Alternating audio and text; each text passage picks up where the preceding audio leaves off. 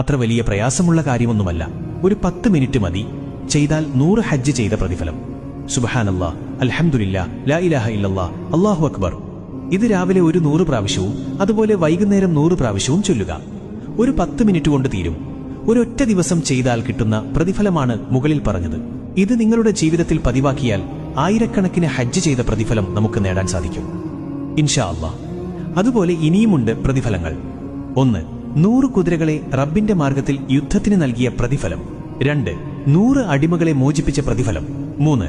1000 നന്മകൾ നമുക്ക് പുതുതായി രേഖപ്പെടുത്തും. 4. 1000 തിന്മകൾ മായ്ച്ചു കളയും. 5.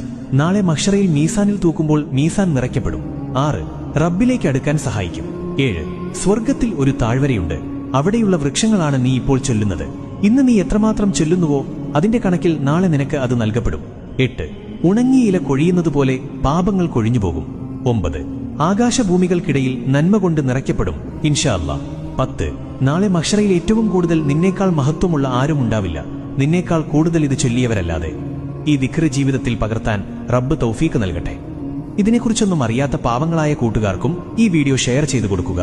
നമ്മൾ കാരണം ഒരാൾ ചെയ്താൽ അതിന്റെ പ്രതിഫലവും നമുക്കുണ്ടാകും ഇൻഷാ അല്ലാഹ്.